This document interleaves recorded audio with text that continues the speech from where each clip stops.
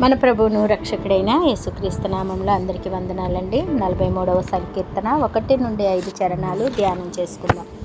శత్రువు మనపై విజయం సాధించి మనం ఓటమి పాలవుతున్నామనిపించినప్పుడు దేవుడు మనలను విడనాడాడు అని మనం అనేక సార్లు భావించి ఉంటాం.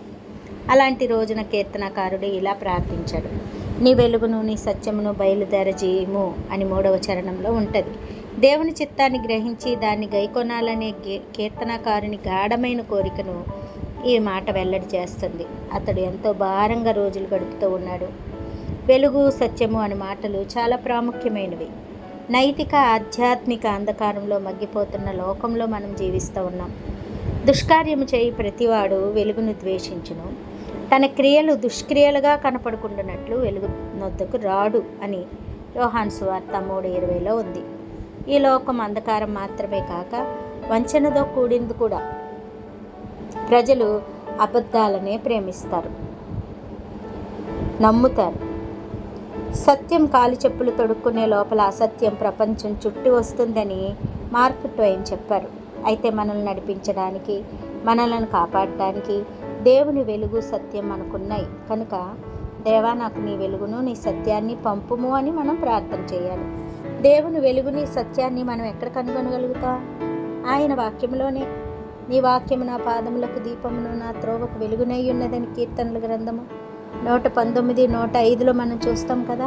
దేవుని వాక్యమే సత్యము.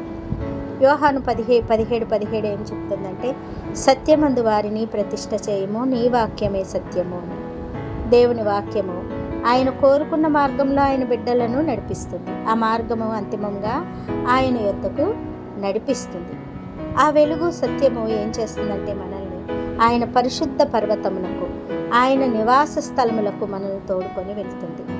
కీర్తనకారుడు దేవుని మందిరం అనే గుడారం ఉన్న స్థలం గురించి మాట్లాడుతున్నాడు.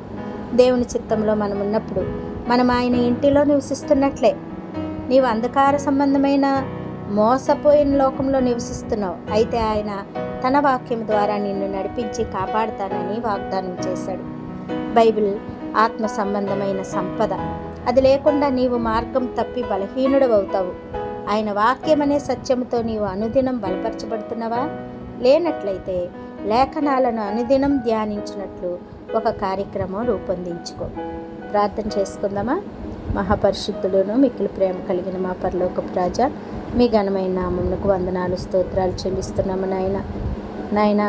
అంధకార సంబంధమైన ఈ లోకంలో మేము జీవిస్తూ ఉంటుండగా మీ వెలుగును, మీ సత్యమును ప్రభా నాయన మీరు ప్రకాశింపచేసి నాయన మమ్మల్ని నీతి మార్గంలో నడిపించి నాయన ఇదిగో ప్రభా నీ చెంతకు మమ్మల్ని తోడుకొని నాయన మమ్మల్ని నడిపిస్తూ మమ్మల్ని బలపరుస్తూ నాయన మీరు వాగ్దానము చేసిన విధముగా మమ్మల్ని ముందుకు నడిపించమని, మీ వాక్యము ద్వారా మమ్మల్ని బలపరచమని, మీ కృప మాతో కూడా ఉంచమని యేసు పరిశుద్ధ నామమున ప్రార్థించి వేడుకుంటున్నాము తండ్రి. Amen. Thank you. God bless you.